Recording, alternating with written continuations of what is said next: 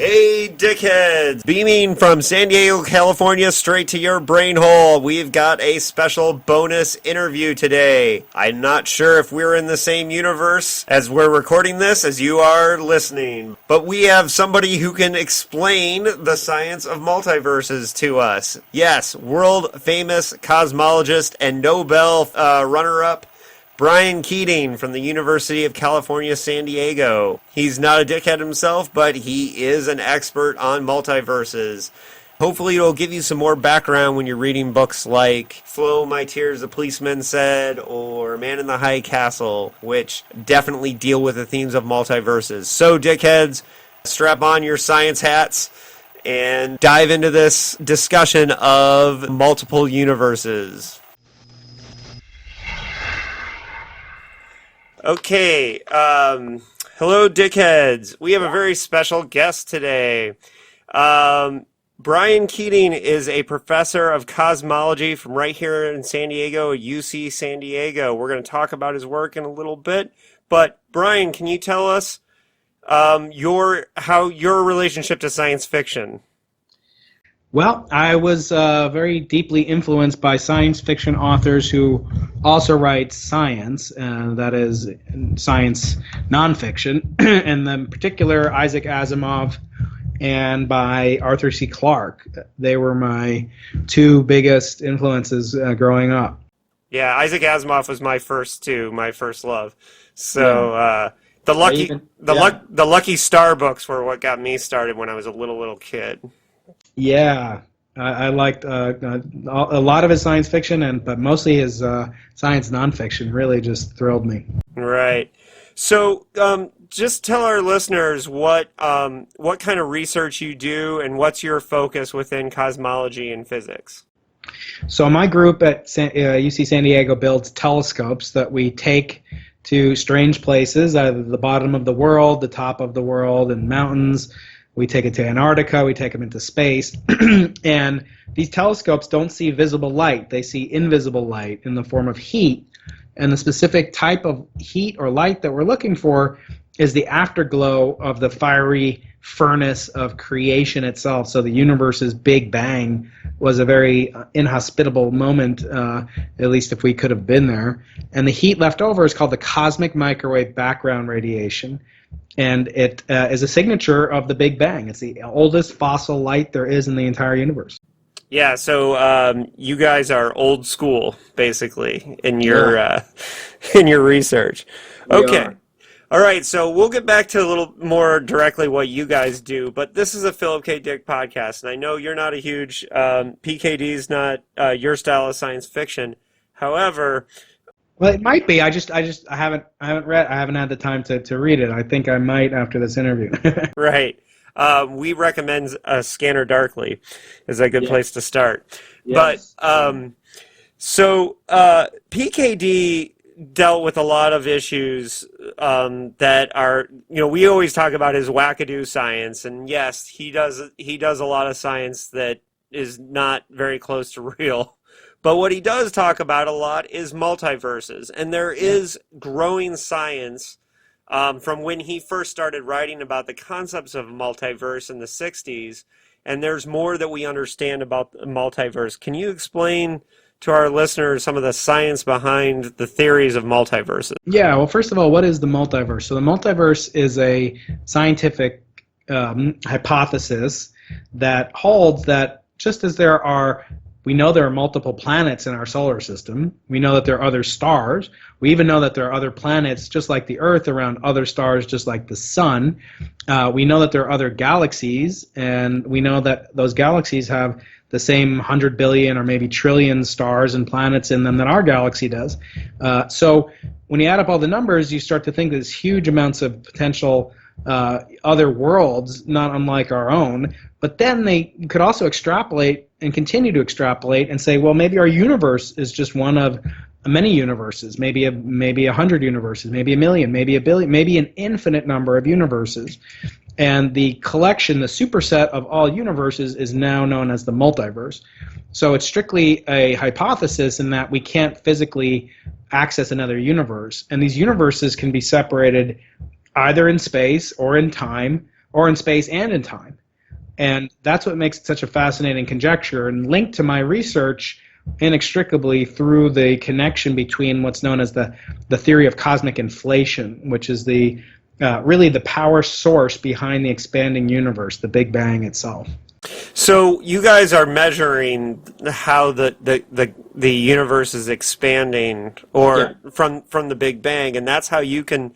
Is there something about that expansion that is a key towards the theory of the multiverse, or looking towards the Absolutely, yeah. So without the expanding universe, we would not really be able to understand why we exist, because matter is gravitationally attractive, and while there's antimatter that can destroy matter, and it does in science fiction plot devices throughout the canon of scientific science fiction literature, nevertheless, there's no anti-gravity even for antimatter. So two antiprotons fall into the gravitational field of the Earth at the same rate as two protons.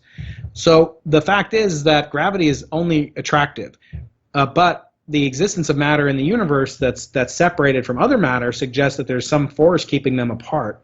And that force seems to be driving the universe and causing the universe to expand at an ever-increasing rate. And that's called the accelerating universe, or the dark energy scenario. And that energy, that is almost science fiction-like, because it's it has this anti-gravity property to it, but it only affects the largest scales in the universe.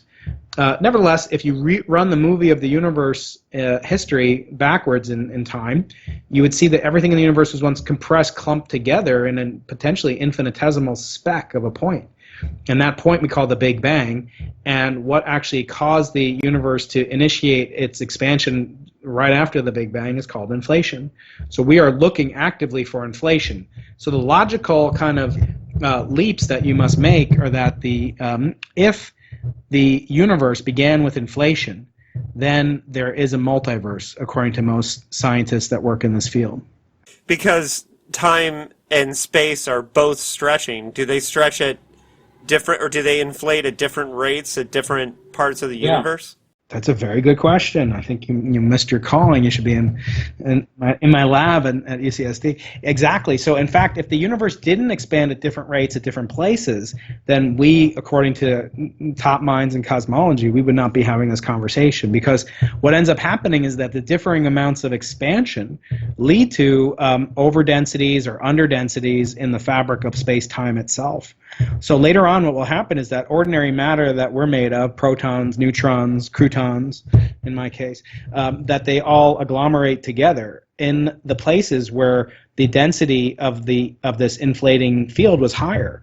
And so, depending on when that actually occurs, you can get overdensities of ordinary matter, and then those later ignited to form stars and galaxies, and eventually planets and people. Well, and so PKD writes a lot about these variations in the different universes. So he proposes, for example, he wrote a novel called Man in the High Castle, which was his big award-winning novel, and it proposes another universe where Japan and Germany had won World War II. And these are science fiction concepts, obviously, but these overlapping universes, is this something that maybe one day through this type of research we might be able to detect variation? Absolutely, yeah. So there is a notion that the universe can be detected. Its counterpart universe could be detected via the signature of a collision with that universe. So people can look up Brian Keating TEDx talk, and they can see I do a demonstration of what it would mean for the universes to come together and collide, and what kind of imprints you might see if such a phenomena were observed. And then the logical extrapolation or the inference would be that there are multiple universes. If you ask some people, though, the odds of ever seeing that, some people say, well, it's just a matter of time before we see it. But I always point out, cosmologists think in terms of billions of years. So, if I tell you to wait a little while, that could be, a couple 100 million years, give or take. Right. So, in one of the interviews of yours that I watched, you talked about how studying these earliest moments of the universe is almost like a conversation with God. And for those who are familiar with PKD, he really believed that he had, he wrote this novel called Valis, which was almost autobiographical. And we know that he has some, shall we say, tenuous moments with sanity. Um, and he believed that he was in direct communication with this vast, active, living intelligence system that he called Valis. And he wrote this book about it. Yeah. But do you believe that in a way your research is communicating with some kind of higher power by looking at those first earliest moments of the universe? Do you think of that in spiritual terms is what I was wondering? Well, I think that they're naturally related together, the concepts of the origin of the universe. I mean, the Bible, which is, the most familiar religious text to me at least, it doesn't begin with some abstract laws or even the Ten Commandments, but it begins with the origin of the universe. And so there's always been this connection between the theory of origin, probably since, Og and Gog, walked out of a cave, 10,000, 100,000 years ago. It's natural to wonder where you come from, and then origin stories and, kind of connect naturally. And sometimes in science fiction, they go through to, heroes' journeys, a hero of 1,000 faces, kind of trajectories as it does in the Bible and in other cases. But to me, they're naturally related because they're both the most mysterious things you could ever possibly study. I mean, if you think about them and you actually give religion a chance, or at least to actually debate it on the fruit that it produces, maybe not treat it as a science book, of course, but you say, look, well, what does it do for humanity? I think that's important. I think it has a place, and the amount of cosmology in the Bible is pretty low. So I guess for me, I like to solve puzzles. I like to solve mysteries, and I probably start on more than I have time to finish. But to me, they're both the question of the existence of God and the question of the existence of the multiverse. They're both, kind of separate but equal in terms of their vast mysteriousness to me. Well, and I think one of the reasons why I wanted to talk to you is because the multiverse is such a huge and long-running theme in Philip K. Dick's books. Mm-hmm. But I think that a lot of his fans don't really understand the science behind it. I'm a big space nerd, so I listen to tons of astronomy podcasts, and that's where I learn a lot of it. But I've tried to get some of my friends that are into Dick, the author, to check out these themes of the multiverse and the expanded things. And eventually I also want to have a neuroscientist on because he does a lot of things about what's real in your mind. And so well, eventually we'll do that too. But just one last thing on the multiverse, and then we'll talk about your book. What kind of effect are the multiverses colliding all the time and we just don't see it? Or is this something that people should be worried about, the concept of like this happening in our space? Yeah, so so anything can go in a multiverse. So they can be colliding so far away that we can't see them. They might collide with our universe, but in such a distant time. There's no evidence for it currently occurring. So yes, universes can come into and out of existence, all times infinitely extending into the future. So it is possible that universes can come into and out of existence. But in those universes, within infinity is a pretty big number, especially when you get to the last digit of infinity, which I can't tell you what that digit is. But in any case, there's such a large number of universes that there are universes where Philip K. Dick is interviewing you and or interviewing me, and you're the cosmologist. So I mean, there's very. I would have to be much better at math in that universe. So yeah, to answer your question, yes, there could be a universe coming into and out of existence, colliding with each other and forming all sorts of crazy fireworks at the boundaries and the interstices of these universes. So I got to go in a couple of minutes. Okay, yeah, let's get to your book real quick, and and thank you for taking time to talk to us today. I know you're a busy guy, and we're really proud of the work that you're doing here in San Diego. That's really neat. So, I love it. So your book is called "Losing the Nobel Prize." Why would you write a book about not winning the Nobel Prize. Yeah, so it's a how-to guide on how to lose a Nobel Prize. No, it's actually more of a self-help book than I intended. It's part memoir, part story of cosmology, part exploration of what it means to be a scientist, and then partially it's sort of a little bit of a polemic, a light, gentle polemic about the effects that the Nobel Prize is having on science and importantly on scientists. And so it recounts my story, my encounter with the Nobel Prize in two different ways. One, creating an experiment that eventually led to a discovery that was predicted to win a Nobel Prize the day we made the announcement, and being, kind of the leading vote getter amongst scientists in the running for that particular Nobel Prize in 2014, 2015, only to have it literally slip away into the dust of the cosmic dustbin, which is our galaxy, which contains the remnants of exploded, failed stars and all sorts of other dirty bits. And so our discovery vanished into the dust.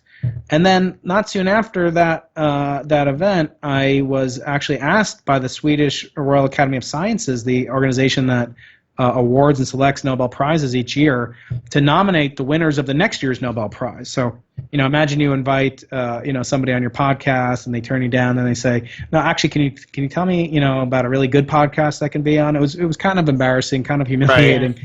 Right. And so what I had to do is look long and hard as an academic, as a scholar, at what did Alfred Nobel intend, the inventor of dynamite that, he was called the merchant of death for the number of deaths he was indirectly responsible for. And so I wanted to confront, what his wishes were with what this Nobel Committee had done. And the Nobel Prize, kind of like society's last great sacred cow, it has such an allure, a golden allure to it. And actually, I found a lot of shocking things to it that I describe in the book, that Alfred would be rolling around in his grave if he were buried, but he was cremated, so he's dust himself. Oh, wow. Well, hey, Brian, I really appreciate giving us a few minutes of your time. I hope that the Dickheads understand multiverses better than they did 15 minutes ago. And I really hope to talk to you again in the future. I'll see you around at events in San Diego. Yeah, go visit my website and sign up. I do a lot of talks, public lectures, and we have the Arthur C. Clarke Center for Human Imagination here. So you guys and your listeners are welcome to attend our events. So look them up online. And they do a really great podcast through UCSD. Is I think the only one put on by the University of California, right? That's right. Yeah, very good. That's exactly right. Well, thanks, Dave. Have a great day. Have a great weekend. And it was a pleasure talking to you. Yeah, thanks, Brian. Bye-bye.